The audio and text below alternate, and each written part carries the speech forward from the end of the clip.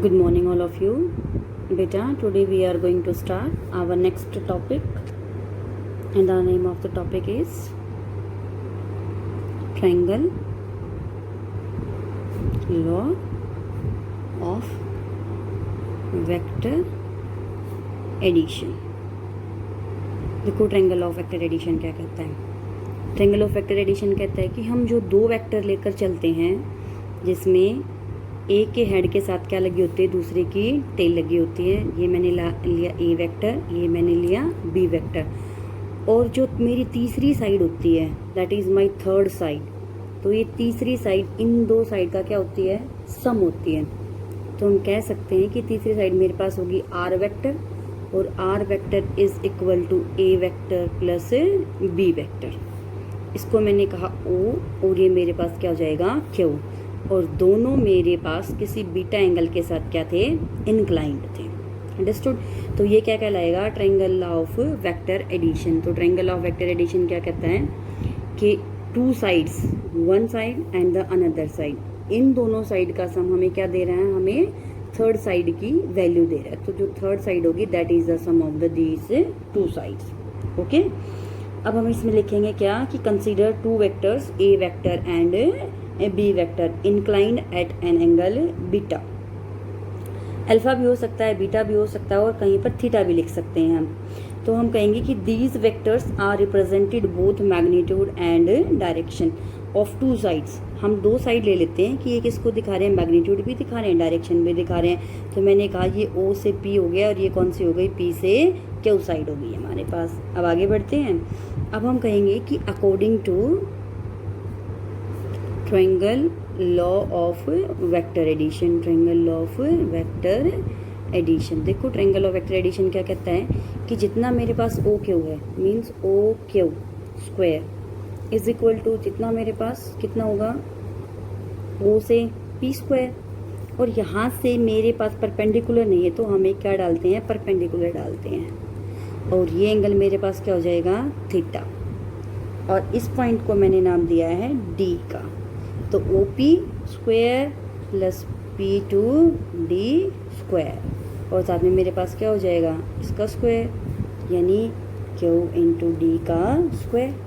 अब देखो मुझे ओ क्यू की वैल्यू निकालनी थी, मैग्नीट्यूड निकालना था, तो मेरे पास ओ क्यू के लिए ओ से डी तक की वैल्यू और डी से क्यू तक की वैल्यू लेकर चलेंगे। तो ओ से डी तक की वैल्यू के लिए मेरे पास किसकी वैल्यू, ओ से पी और पी से डी। अगर मैं दोनों का सम करती हूँ तो मेरे पास ओ से डी तक की वैल्यू आ जाएगी। हमें सबसे पहले निकालनी क्या है, पी डी और क्यू डी की वैल्यू निकालनी है। अब अगर हम पाइथागोरस थ्योरम से हमने ये सब तो निकाल दिया, ये एंगल मेरे पास कितने डिग्री का है, that is equal to of 90 degree. Understood. अब देखो इस ट्रायंगल के अंदर we are going to consider this triangle, यानी ट्रायंगल डी पी, और अगली हम क्या लेते हैं, क्यू। हम लिखेंगे यहाँ पर कि now from triangle D P and Q, D P Q से मुझे क्या मिल रहा है, that cos theta is equal to P D by P Q. अब मेरे पास पी डी की वैल्यू मुझे निकालनी है, पी डी की वैल्यू किसके बराबर आ जाएगी, P Q into cos theta, और ये वैल्यू मेरे पास किसके बराबर है, देखो पी से जो मेरे पास क्यू की वैल्यू थी, P Q is equal to B vector के बराबर है। ये वाली वैल्यू तो हमारे पास बी वेक्टर थी ना, हम यहाँ पर वैल्यू रखेंगे कि that P D is equal to magnitude B vector into यहाँ पर क्या आ जाएगा, कॉस थीटा। अंडरस्टूड। अब हम क्या कहेंगे कि जो मैग्नीट्यूड है बी वेक्टर का that is equal to B vector के बराबर हो जाएगा, मैग्नीट्यूड ऑफ बी वेक्टर, यानी हम इसको बी के बराबर लिख सकते हैं। This is the magnitude of B vector. अब आगे निकालते हैं, अगले ट्रायंगल के अंदर हम निकालेंगे वैल्यू कि sine theta is equal to, हमारे पास अगली वैल्यू क्या आ जाएगी, डी क्यू बाई कितना हो जाएगा मेरे पास, पी क्यू। मुझे वैल्यू किसकी चाहिए, डी क्यू की, then D Q is equal to P Q into sine theta. Value आ गई मेरे पास। अब मेरे पास पी क्यू की वैल्यू सेम हमारे पास क्या हो जाएगी, बी। तो हम लिख सकते हैं that D Q is equal to magnitude of B vector into sine theta. Understood. अब हमारे पास वैल्यू क्या थी कि O Q vector, O Q किसके बराबर है, मैग्नीट्यूड ऑफ आर वेक्टर के बराबर है, और मेरे पास ओ पी की वैल्यू किसके बराबर है, ओ पी की वैल्यू है मेरे पास मैग्नीट्यूड ऑफ ए वेक्टर की वैल्यू। अब मैं इन दोनों इक्वेशन की वैल्यू को मैंने मान लिया कि ये मेरे पास हो गई इक्वेशन 1 और ये हमारे पास हो गई इक्वेशन 2। तो हम लिख सकते हैं कि put the value of equation, put the value of P D and D Q in star, और हम कह सकते हैं इन इक्वेशन ए, इसके अंदर हम पुट करेंगे put the value of equation 1 and 2 in equation A के अंदर हम वैल्यू पुट करने जा रहे हैं। तो हमें क्या मिलेगा, दैट आर मैग्नीट्यूड का square is equal to under the root A vector plus magnitude of cos theta, और इसका क्या हो जाएगा स्क्वायर, प्लस हमारे पास वैल्यू क्या आ जाएगी, वैल्यू हमारे पास आ जाएगी B vector square into sine square theta. Is that clear. अब हमें करना क्या है, हमें अब इन सब के स्क्वायर की वैल्यू निकाल कर रखनी है। तो देखो हमारे पास वैल्यू क्या आ जाएगी, ए स्क्वायर यानी मैग्नीट्यूड का स्क्वायर प्लस बी स्क्वायर कितना आ जाएगा, मैग्नीट्यूड का square into cos square theta plus 2ab cos theta. So 2 into magnitude of A into magnitude of B into यहाँ पर क्या आ जाएगा कॉस थीटा, और यहाँ पर हमारे पास क्या बचा है magnitude of B square into sine square theta. अब सबकी वैल्यू रख देते हैं, देखो ए स्क्वायर बी स्क्वायर, अब B square cos square theta यहाँ पर है, B square sine square theta यहाँ पर है, हम बी स्क्वायर को कॉमन निकाल लेते हैं, हमारे पास अंदर क्या बचेगा cos square theta plus sine square theta, जो किसके बराबर होता है दैट इज इक्वल टू 1। तो हमारे पास वैल्यू क्या बचेगी, magnitude of A vector square plus magnitude of B vector square into cos square theta plus sine square theta plus 2 into A vector into B vector into cos theta. हो गया।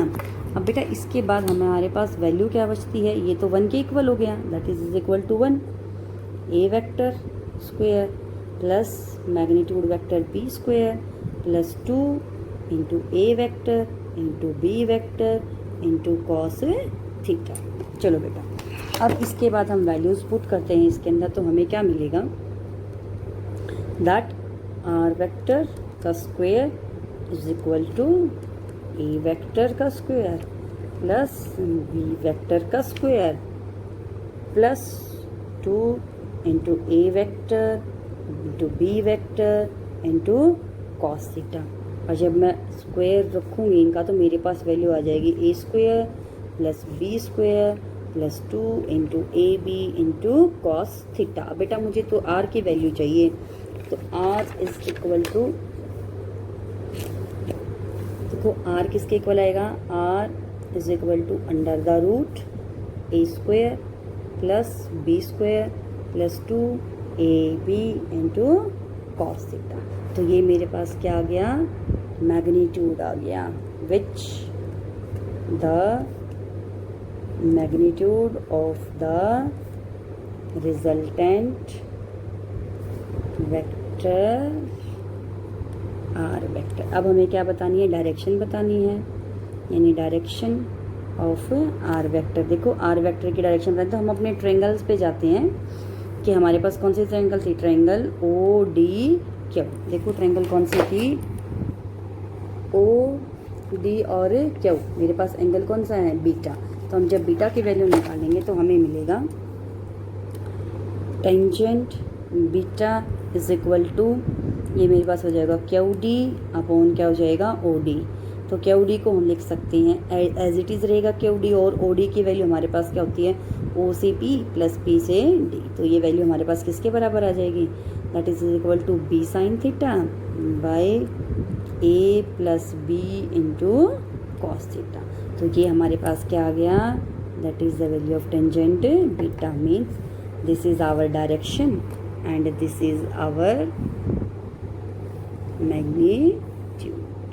तो हमने triangle law of vector addition से magnitude भी निकाल दिया और हमने क्या निकाल दिया है, डायरेक्शन भी निकाल दिया है। बेटा इसको अपनी नोटबुक में भी करना है और इसको अच्छे से रिवाइज भी करना है। देखो मैं फिर से एक्सप्लेन कर रही हूँ, हमें क्या गिवन था, हमें 2 वेक्टर्स गिवन थे, ए वेक्टर एंड बी वेक्टर। मैंने क्या किया, हमने इन दोनों को ऐड किया और हम इनको इस तरीके से ऐड करेंगे कि जो थर्ड साइड होगी वो इन दोनों के सम के बराबर हो जाएगी। इस लाइन को हम एक्सिस पे कितना भी लंबा बढ़ा सकते हैं और हमने क्यू से क्या कर दिया, एक परपेंडिकुलर डाल दिया और ये एंगल हमारे पास क्या आ जाएगा, थीटा। अब ट्रायंगल ऑफ वेक्टर एडिशन क्या कहता है कि इन दो का सम इस तीसरी साइड के बराबर हो जाएगा। तो O Q is equal to O P plus P D plus O Q से डी का स्क्वायर बाय पाइथागोरस थ्योरम। अब मेरे पास ट्रायंगल कौन सी थी, डी पी क्यू, यानी डी पी क्यू हमारे पास एक ट्रायंगल थी। तो cos थीटा निकालेंगे, that is P D by P Q. हम ट्रायंगल्स लगाकर इसके अंदर फॉर्मूले के अंदर वैल्यूज पुट कर देंगे।